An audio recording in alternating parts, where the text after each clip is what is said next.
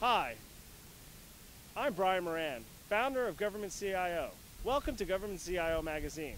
Hello and welcome to Government CIO Magazine. Today we are sitting down with Bernie Mazer, Chief Information Officer of the Department of the Interior.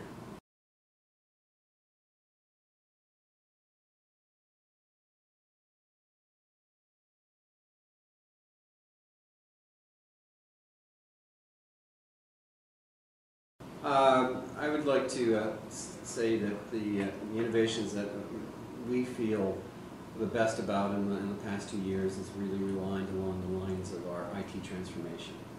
And the one that I feel some good success is migrating all of these multiple separate email systems that we have into one cloud-based hosting solution with collaboration services. And that contract was just awarded recently, and it's going to be out in the cloud, and it's going to be a commodity based, it's going to be unit pricing based. We're guaranteed superlative 9s reliability, and it's an exciting venture for us. Second activity I'm kind of excited about is of going into improving our networks. In the past we had a veneer of our wide area network where we had a lot of local administration by the bureaus, and then with the advent of the networks contract and the identification of all these particular types of services that we have, we're going to be able to do a lot of flattening of our network. We're also going to be looking at being able to do a lot of quality of service on our network activities, and we'll also be able to support a lot of the mobile workforce through our networks and all that. So we're pretty excited about that. We're also engaging upon private and public cloud hosting initiatives. This is part of the federal government's data center consolidation initiative, and we're taking a focus on applications and where they can be hosted. And so we're going to have a combination of public and private cloud activities on there. We're pretty excited about that. We've started engaging in a request for information process. We're allowing the acts of competition and the vendor communities to help inform us as to how we want to pursue having a solution for the Department of the Interior. We're also excited about, we support from the OCIO's office, our financial management office, in terms of creating one financial system for the department. So we've worked closely with our colleagues and the other office of the Secretary Financial Management Office towards migrating towards one financial management system. And there's been a lot of decommissioning of legacy applications that formerly were done in bureaus or within offices. So we're continuing on that. We have a couple of deployments for a couple of bureaus, but we'll be finished in the next year. And then I guess the biggest excitement that we have, these are our short-term tactical gains and all that, is really embracing the concept of delivering IT information technology at the enterprise level. So the organization can take advantage of economies of scale. We can take advantage of improving efficiencies by reducing redundant processes and duplicative applications and IT types of services. And then we're also, with our IT transformation, we're looking at utilizing the information technology professionals within the Department of the Interior to deliver more current technologies. We want a 21st century technology for a 21st century workforce.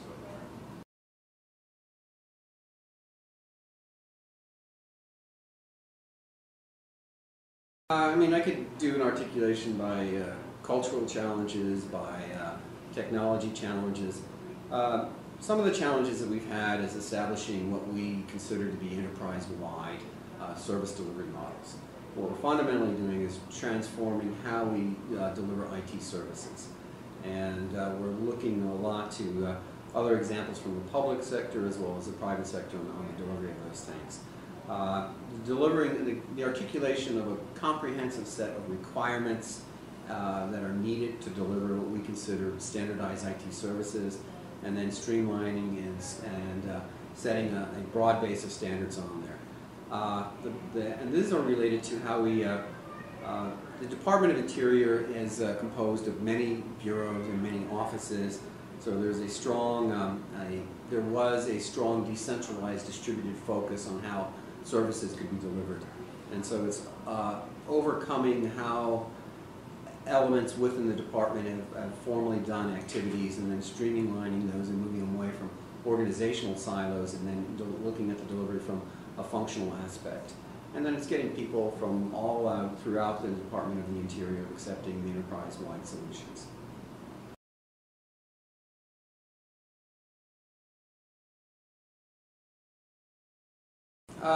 Some of the challenges that we're looking at to overtake is getting the business requirements up front and articulated right away. And then it's also working closely with people that are affected or effected in a positive manner by these changes. Very, very crucial is to get people on board. It's really the most significant, it's not only our challenge, but it's also where our solutions are coming from, is arising from the talents of the people within the Department of Interior, and assuring that we take advantage of the insights that they have as well as their perspectives on that. It has been a collaborative process throughout on how we're doing the alignment, but we're trying to be transparent about what we're doing. We're trying to be arriving at a better return on investment for the types of IT services that we're delivering. And then we're also looking at how we can do transparent pricing for the types of services that we're going to be delivered for all of the employees, as well as its interactions with the private voluntary organizations or non-governmental organizations or other federal or state and local partners.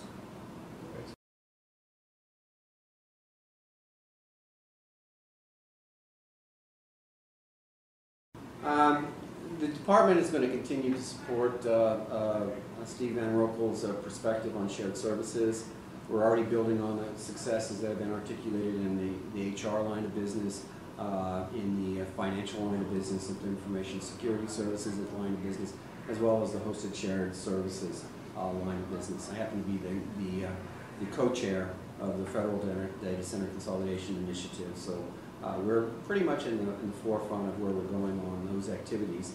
We're also, with the initiatives of OMB and Steve, we're really embracing on reforming ourselves with capital planning, reforming ourselves with enterprise architecture, reforming ourselves with all of these activities that really go to make maturity within an organization on delivering information technology services and applications. So we're very closely aligned with those activities. We were early embracers of what was formerly known as the tech stack. The tech stacks actually are going to be re-articulated next month for some sessions, but we call our version of the investment review, we called it the iStat. We're very excited about where our portfolio stat is going.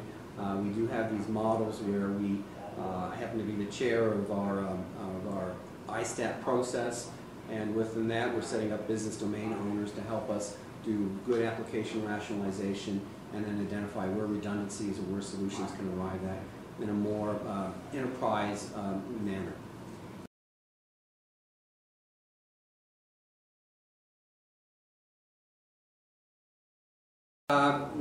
As I noted, when we're doing our iStat process and we're doing reviews, every month we do an in-depth review of a particular application that's within the department or within the bureaus and all that. So invariably one of the solutions that we have is an application that's been around for maybe 10 or 15 years is to look at alternatives. And so one of the recommendations we always have is to have the systems owners or the applications owners and all that examine in their next iteration of the application where they're pursuing with the cloud. As I noted, we're moving out with on email as a cloud. We have some small applications that are already posted out in the cloud. We do have an RFI that will proceed into a formal procurement of looking at where we can have cloud delivery of quite a few of types of services within the department. And so we're looking at things, whether it's infrastructure as a service, platform as a service, and we're looking at where those things can be embraced out into the cloud. And we're also looking at within the cloud is not only necessarily the private sector engagement, but we're actively looking at is, are there other perhaps government types of clouds that we can avail ourselves of and all that.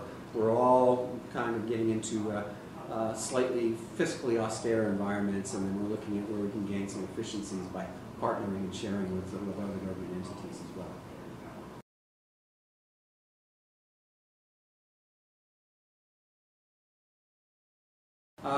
As I noted, people are the most important element within our transformation and actually within how we deliver services. So one of the things that we're looking at within our IT transformation is we're working with elements from OPM, and then within our HR community is actively looking at where the skill sets are within the Department of Interior. And we're using some skills management inventory tools to identify what the current skill sets are. And then we're also looking at, as we're moving into these new types of delivery of technologies, where we note there will be need for new specialties, i.e. a cloud architect, people that are good at constructing service level agreements, good at pricing analysis.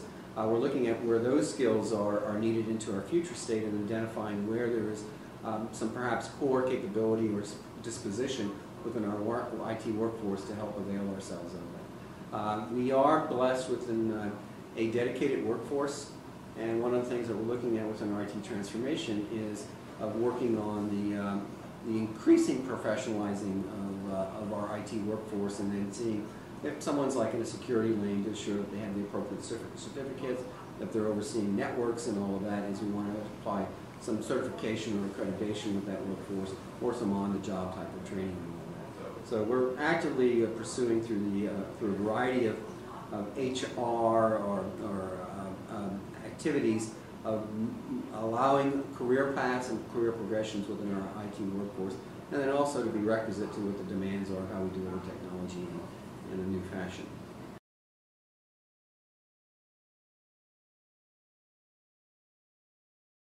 Well, this is not only, there's two aspects to this. One is the change management aspect, and one is the communications strategies. So within the communication strategies, our transformation has been endorsed and actively advocated by our secretary, by our assistant secretaries, by our deputy assistant secretaries, on the need to move forward and the need to look at new ways on how we deliver business. So they've all delivered messages, all employee notices. We have town halls. Last week, my deputy assistant secretary and I, we were in Denver. We had a town hall where we talked to 300 federal IT workers from all of the bureaus, communicating the needs for changes. We have an intranet site about updates. We have frequently asked questions on where we are. We also have an email address, IT transformation, for employees to send information on there. We do tweets. I occasionally blog on the CIO blog. We also have, moving into like doctor's hours, if you will, where employees who are uncertain, or if they're going to be affected by the changes and all that, where they can just call in to us and we can answer questions as we know. It has been, the one failing of any kind of an initiative we'll always face is you can never fail to over-communicate. And I know we have many constituencies, many communities within the department, and we will go talk to wherever they are. We do segmentations of our audiences to try to appeal to that the particular interest of those groups. We're working a lot on those activities. We do, with our transformation, want to engage all of the employees, not only the IT workforce, but then for those from within the bureaus and all that will be receiving a new way of getting services when they formally were doing those particular services themselves. So we've got a lot of maps out on a lot of artifacts that we need to communicate like this, we need to communicate like that. We are, because of, we are looking at a functional alignment of a lot of the activities. So we will be going out to look at where there are populations of the IT workforce and to communicate one-on-one what our message is, and then we'll allow sufficient time for questions and answers for that's going. We're also actively working in consultation with our labor relations and with tribal consultations, and we're working with communicating with our constituency on the Hill, as well as with OMB. So it's like a 360 communication and all that, but we are having a lot of emphasis on people moving from organizations where they're formally at, and then how they can create a new culture and make this an employer of choice in this new IT transformation organization.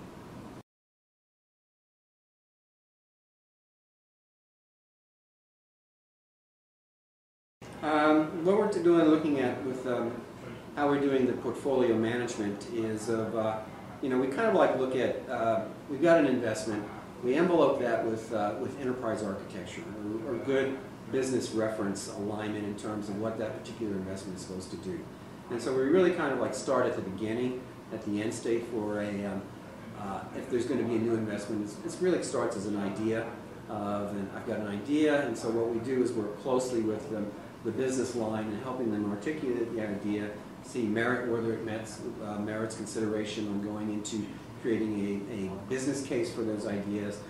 With our ISTAT process, we do a pan and scan of the environment within the department, and we're also increasingly looking outward to see if there are similar applications and all that might fit the needs of the particular group that's looking at that. As it is within the department, close to 90%, over 90% of our investments are steady state. So this 10% or for CapEx or capital expenditures, very limited. One of the things that we are looking at is the promises of the cloud technologies to realize significant savings from moving some of these applications out there, so that we might have some mini CapExes to apply for these new types of investments on there. As I noted within our ISTAT process, and then as we incorporate or inculcate portfolio stat into our DNA, is we within the OCIO office, we are going to support the business elements on doing a rationalization of the applications and the activities that they're doing and all that to help them arrive at a solution that merits not only lower cost, but better customer service, and then it has a more consistent reliability in terms of how we're delivering those things.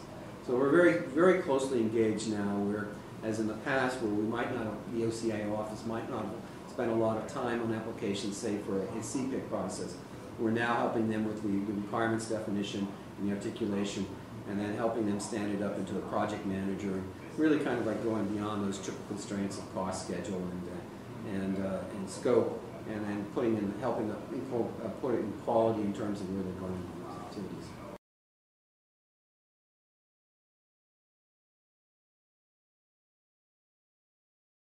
The biggest challenge that we've had in our security front is of,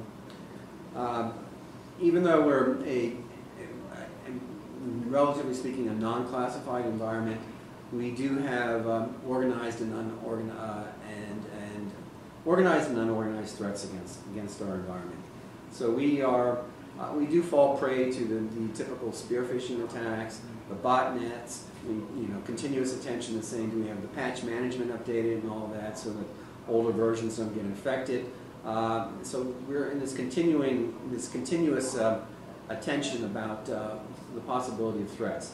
In the past, the posture of the department, because of giving the distributed nature of the way business processes were to include how we do security, is while we might have had ostensible standards, the application or the execution of those standards was uneven. Within our transformation, what we're looking at is the creation of an information assurance unit within the OCIO, which will hopefully bring in the IT security professionals from within the subcomponents in there. And we're really going to focus on a couple of different things. One is we're really excited about continuous monitoring, and so we're going to follow controls within the NIST domain families about what we want to focus on for the continuous monitoring.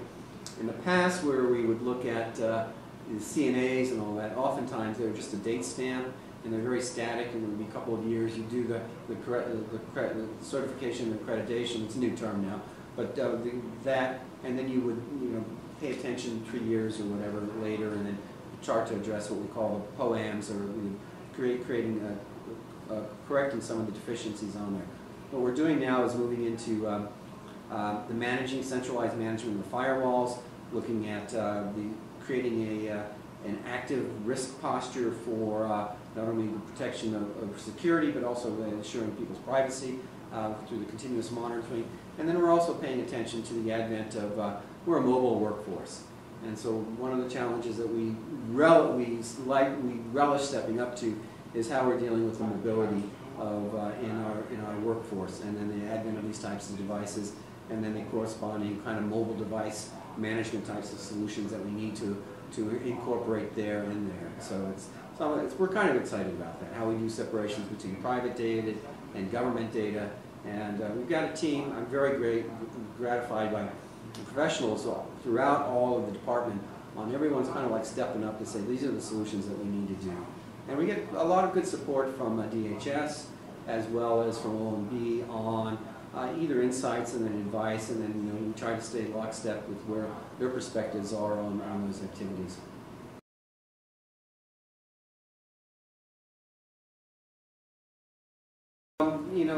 Within what we have on the horizon is we've got some, indicators of where we want to go in terms of delivering enterprise-wide services. We've got their messaging solution. We're looking at where we're going with the application hosting, where that can be. We are, with our IT transformation, we have articulated a series of services that we think are really not linked to any particular bureau or to any particular office. They're enterprise-wide in nature. And so what we're doing within our IT transformation is moving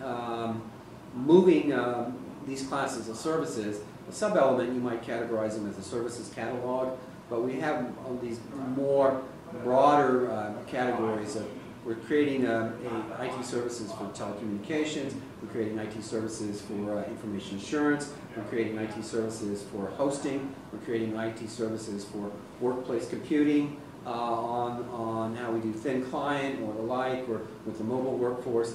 And then we're looking at also creating a service area for enterprise delivery of problems and help resolution. And so we're looking at how we can do the 1-800 numbers, and then looking at how we do first call resolution. We have dozens of help desks supporting a variety of types of activities, so we're going to be looking at a consolidation of those help desks, taking an active look at Tier 1, Tier 2, Tier 3.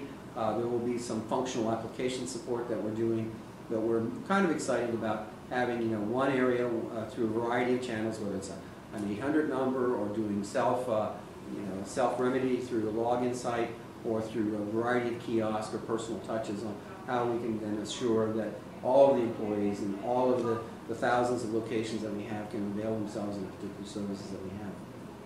So we're excited about it. It's exciting. We're bringing on board, as I noted, we'll succeed because of the talents within the department, of the employees. We are making significant changes in terms of where people were formerly organizationally sitting. We're working on steps on how they can move into this organization. One of the things that we've done recently is we're doing recruitments for 10 leadership positions within the Department of Interior. Hopefully it will reflect the diversity of the skills and perspectives within the department of people applying for those positions. We are not saying that in this age of the cloud and with the ubiquity of technology and networks and the like, as we're saying, it doesn't necessarily matter if you can be a leader or working in an area. You don't have to be Washington-based. You don't have to be Denver-based. You can be wherever you are on there to be able to deliver those particular services and then lead this virtual workforce that we're going to be having.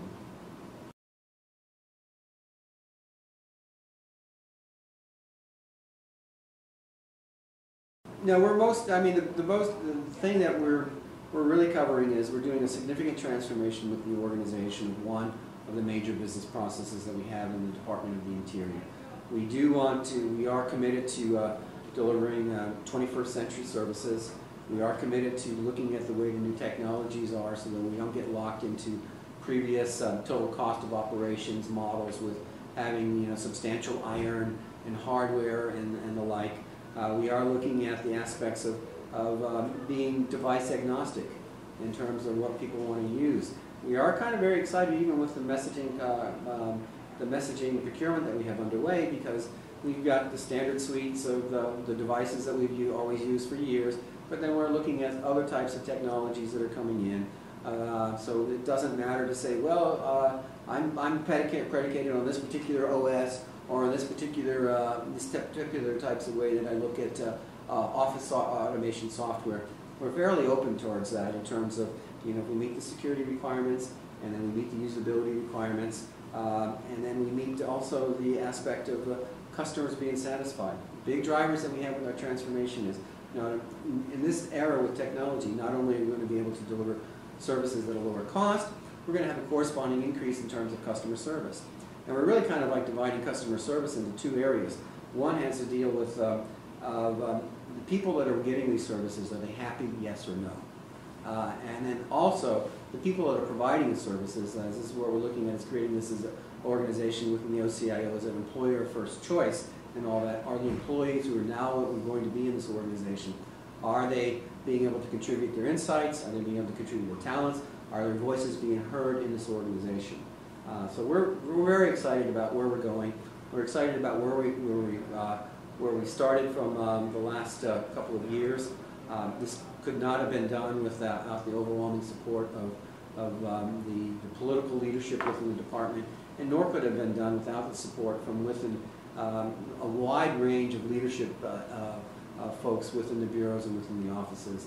And then also I got a wonderful team right now. They're just the fiercest hard workers, and they're so dedicated to this. I just want to keep continuing the excitement and the momentum